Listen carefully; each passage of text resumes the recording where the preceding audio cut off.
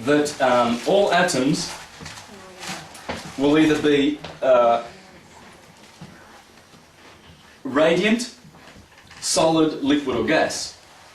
Okay? And there's the periodic scale showing the orange is the liquid, the gas and the solid.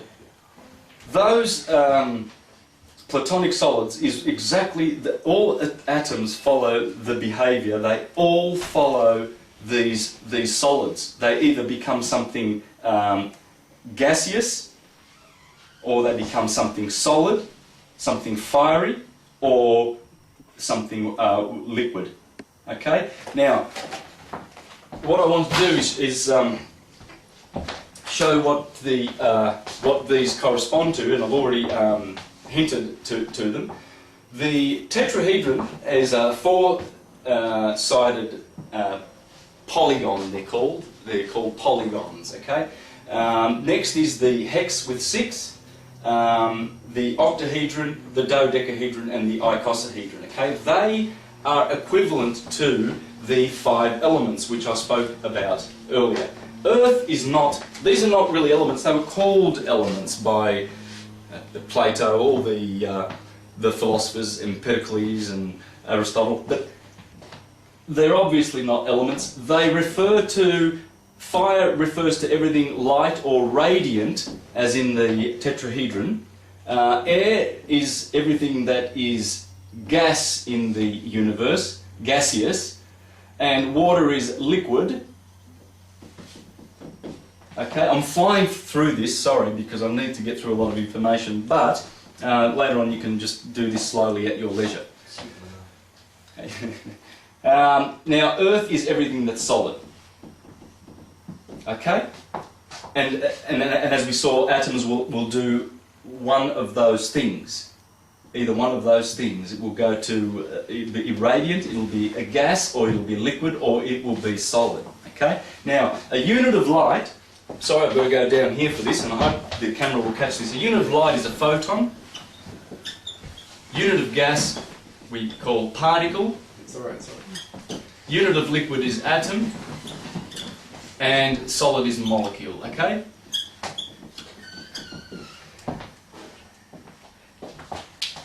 That's all I wanted to establish with that side of things. So we've done the 3 motions of the solar system. That's about as far as I want to go for now with this. Perhaps I'll just explain the scientific names. Tetra meaning 4, octa is 8 sides. Ikosi is 20 in Greek.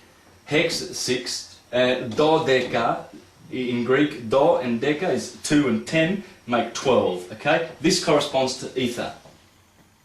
Now I'm going to refer back to this, so I'm going to leave this board up and I'm going to start a new graph here. Third thing I have to discuss before. Howdy, man. Good. So before you came, what we discussed was the 3 fundamental motions of the solar system: the 24-hour day, yeah, the 365.25 day year, yeah, and the great year, which the figure I'm going to be using is 24,000 years. Okay. Oh, right. So you actually discussed the great year. Yes. Righto. That's the first thing I established. Yep. A basic understanding of the solar system, and you'll see how all that is going to affect everything that I'm going to write up. It's going to blow your mind. Oh, awesome. So we've done the solar system, we've done this, the Platonic solids. Did you see the pictures on the Platonic solids? They are the Platonic solids. Tetrahedron, hexahedron, octahedron, dodeca, and icosahedron. Repetition for emphasis. And no, it's really good to get this in your mind. You know, you can do it 1,000 times. You can't get enough of this kind of science. It's brilliant. And that's what I'm going to be discussing. Science, pure and simple. I don't have any PhDs. Dropped out of school at 15, did my own studies. I dropped out of school at 15, went and picked tobacco. But so I'm not, professing to be any kind of genius. But what I have discovered is what I've discovered. And you can do your own research, and it's all verifiable and provable. And I beg you to do it because it's pretty urgent. I think it's urgent. Third thing we're going to discuss is my famous name, Bonacci. That's my name, and Fibonacci is very famous. 1200, in the year, around about 800 years ago, Leonardo Bonacci discovered the Fibonacci ratio, okay? He discovered this. I've got to fly through this. 1 plus 1 equals 2. 1 plus 2 equals 3. 2 and 3 are 5. 3 and 5 are 8. 13, 21, 34, etc., etc. Okay? The rate of growth of these numbers is 1.618. Okay? There's a formula for getting that, but this has been discovered by Fibonacci, and by the way, is a very important figure in history. This is 300 years before Leonardo da Vinci, by the way, and he introduced these numbers, the Arabic numbers. These are Arabic numbers. Before that, you had the Roman numerals, right? Remember the Roman numerals? Well, that wasn't very simple. Yes. 2 and then 6. Yeah. Well, he introduced those. He also introduced these fractions. Right? Now, science has discovered that this ratio, and I might as well draw this. I will suffer one more graph with me, if you don't mind, because if you watch this being done, you will be that ratio. There it is. There. That's the Fibonacci ratio. Okay, so that's 1. That is exactly 1.618, and this is the spiral that comes from there. And there are the numbers 3, 5, 8, 13, 21. So it grows. It grows in that ratio. It's called the golden ratio. The universe does it everywhere. And I'm going to point that out. There it is in architecture. There it is. You'll have, yeah, exactly. Some of these shells, that follows that perfectly. I hope you can see this, because it's really, I can pass this around later. There it is, shells, there's the Orion galaxy, it's in there, there's a galaxy there, cactus. Camcorder, maybe. Oh yeah. Closer. I've got it here. Oh yeah, good one. Okay. There's the pentagram there in the shape inside of an apple, and if you look at that, study that closely, you'll find that these lines are all Fibonacci ratio. 1, 1.618, 1, 1.618, so on and so forth. There's about 10 just in there alone, and that can go out forever. There's the DNA. You've got 34 angstroms across the long wave, 21 angstroms across the short wave. There it is. The artist knew about it, Leonardo da Vinci. Well, the creator knew about it when he manifested humans on this planet with those proportions. There they are in the face, perfectly. The galaxies are doing it. That's Fibonacci ratio. Furniture's doing it. How many cabinet makers realise that when they're paying attention to the blueprint to get all those perfectly accurate figures for this divine proportion to manifest itself in the furniture of our homes? It's everywhere. They don't realise they're doing it, but they stick to the code, they stick to their building specifications, and guess what happens? All sorts of weird shapes turn up in our culture.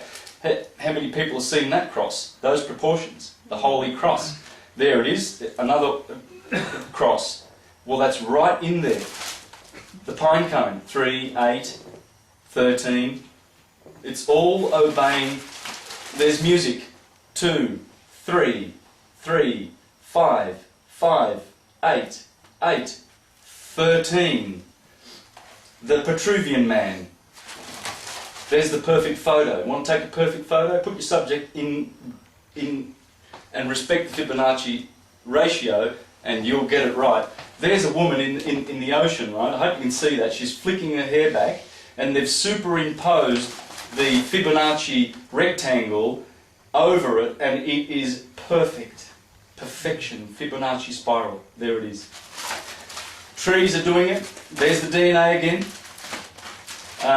Now, this is going to be very hard to sort of for you to see, but the molecule, the DNA molecule. The DNA is also going to follow the key, what I call the key, the technology that I'm going to share with you. It also follows those proportions. The hydrogen bonds that connect the DNA, the hexagon and the pentagon shapes, that's a Fibonacci rectangle. That's the hydrogen bonds that are connecting the zipper that keeps our DNA zipped, the two nucleotides, the backbones of the DNA strands. Those fellas, divine proportion. The DNA is divine in that sense. There's the pentagon. Again, the pentagon is, and these are probably, I would say that's like, there's only 4 types of, what do they call these? Sugar phosphate bases, don't they? In DNA, and this would be like a thymine and cytosine, or sorry, thymine and adenine. This would be guanine and cytosine, right?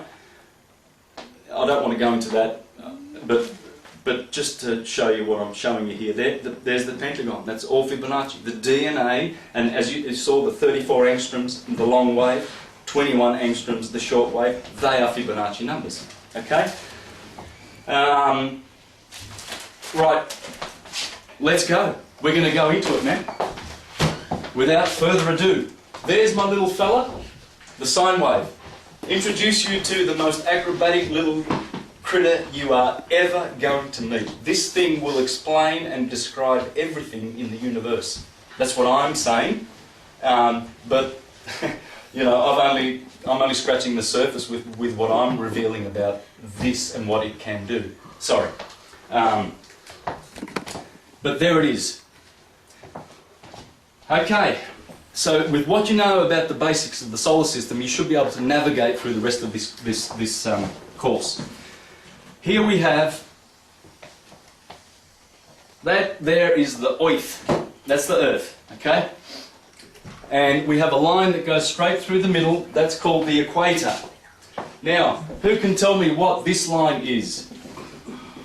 Now, sorry, I've gone, it should be about here to be more accurate. These 2 lines should be a little bit, but I need the space, okay? I need to write in some details, so I've made it bigger. It should be 23 and a half degrees up, right, and 23 and a half degrees south of the equator, and it should be 47 degrees from there, from that line to that line. What is that line?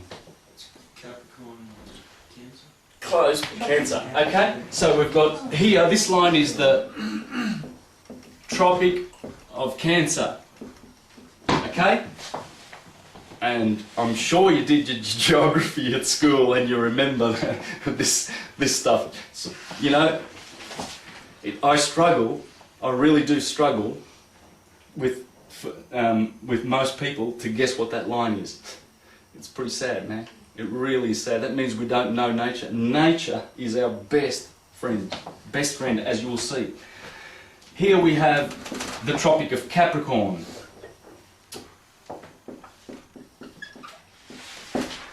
And we have this sine wave. Again, remember I showed you that the Milky Way galaxy is like that, and we spend 12,000 years above, 12,000 years below, and we are at this point right here. That sine wave, that vibration, describes every single vibration you will ever introduce yourself to, no matter which fractal you pick. This is just a fractal of, what's a fractal? Well, if you get a vibration on a string, there's always another vibration underneath that, and there's always another one underneath that, and then another one, and they're nested in there, and they're harmonics of the bass tone, right? There's always harmonics. You ring a bell and you've got all these harmonics in there. Some of them are discordant and some of them are nice, but you can hear all these frequencies in the bell, but there's always the bass tone, right? So this line, this fractal is the part that I'm going to focus on. I'm not going to focus on the DNA fractal. I'm not going to focus on the bodily fractal, because this line goes through the body just the same as it does through the Earth. I'm going to focus on this one because this is where all the good information is. And once you master this, you can apply this to all the other fractals. I promise you that. So, this is the Tropic of Cancer here.